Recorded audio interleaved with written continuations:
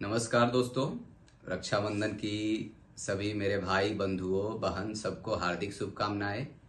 तो हम लोग देखेंगे और चर्चा करेंगे कि रक्षाबंधन क्यों मनाया जाता है। और हमारे हिंदू आध्यात्मिक जो भी पौराणिक कथा है उसमें ऐसा मान्यता है कि रक्षाबंधन सबसे पहले जब हमारे असुरों के राजा राजा बलि का राज होता था तो एक बहुत बड़ा महायज्ञ का आयोजन किए थे। तो उस समय भगवान का अवतार हुआ। भगवान वामन रूप में अवतार लिए थे विष्णु। तो बहुत छोटे, बावन मतलब होता है कि बहुत बौना, मान के चलो कि 3 फीट के ही थे। तो उस यज्ञ में पहुंचे तो राजा बलि से मिलने के लिए निवेदन किए कि भाई राजा बलि से मिलाया जाए कि मुझे कुछ चाहिए।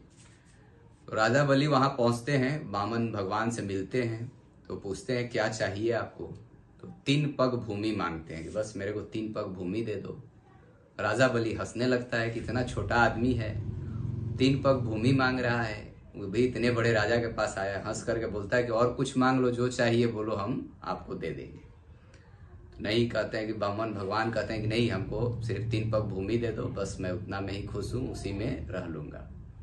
तो ऐसा होता है कि राजा बलि के जो गुरु हैं उसी दरमियान आते हैं गुरु शुक्लाचार्य।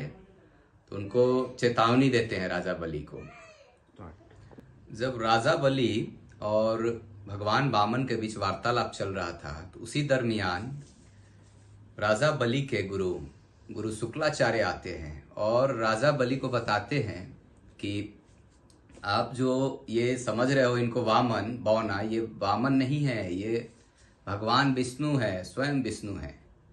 आए हैं तुम्हारा जो भी राज्य है लेने के लिए आए हैं, और इस महायज्ञ को जो तुम कर रहे हो इसके बाद तुम्हारी जो शक्ति बढ़ने वाली है इसको रोकने के लिए आए हैं।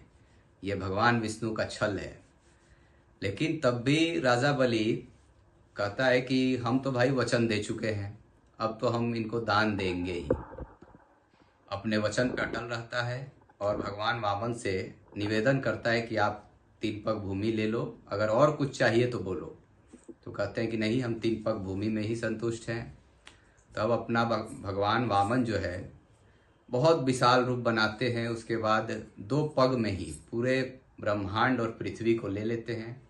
कहते हैं कि अब तीसरा पग कहाँ हमको दोगे। तीसरे पग में राजा बलि हाथ जोड़ करके उनके सामने नतमस्तक हो जाता है और कहता है कि तीसरा पग आप मेरे सर पर रखो। तो भगवान विष्णु उसके सर पे रखते हैं। फिर उसके पश्चात भगवान विष्णु प्रसन्न होते हैं और कहते हैं राजा बलि को कि तुमसे बड़ा दानी अब ब्रह्मांड में कोई होगा नहीं, और जो चाहिए तुम बोलो, हम तुमको खुश होकर के आशीर्वाद देना चाहते हैं। तभी राजा बलि कहता है कि अब तो मैं पृथ्वी और ब्रह्मांड में कहीं रह नहीं सकता, तो मेरे रहने का एक जगह दीजिए, और ऐसा जगह दीजिए जहां मैं जब भी देखूं आपको देखूं। तो पाताल लोक में भगवान विष्णु राजा बलि के लिए जगह बनाते हैं और वहां चले जाते हैं राजा बलि के साथ। तब यहाँ ऐसा होता है कि माता लक्ष्मी, अब माता लक्ष्मी के पास विष्णु है नहीं, माता लक्ष्मी क्या करे। माता लक्ष्मी तभी फिर राजा बलि के पास जाती हैं और उनको एक रक्षा बांधती हैं और कहती हैं कि आप हमारे भाई हो गए। तो राजा बलि कहता है कि अब तो भाई हो गया और रक्षा भी आप बांधी हो, तो क्या चाहिए आपको बताइए। तो बोलती है कि आप भगवान विष्णु को हमारे पास भेज दो। तो राजा बलि भगवान विष्णु को माता लक्ष्मी को सौंपता है। तभी से ये पौराणिक कथा के अनुसार रक्षाबंधन का प्रारंभ माना जाता है। और बाद के दिनों में भी देखेंगे हम कि आधुनिक काल में 1905 बंगाल विभाजन के बाद जो है गुरुदेव रविंद्रनाथ टैगोर द्वारा अखिल भारतीय स्तर पर अंग्रेजों के फूट डालो और राज करो नीति को तोड़ने के लिए रक्षाबंधन को मनाया गया। रक्षा बांधते हैं और राष्ट्रीय एकता को दर्शाते हैं, जिससे अंग्रेज भी हार मान गए और 1911 में बंगाल विभाजन रद्द कर दिया। बाकी आप लोग इसको हर्षोल्लास से मनाइए। रक्षाबंधन एक बहुत बड़ा भावनात्मक त्यौहार है।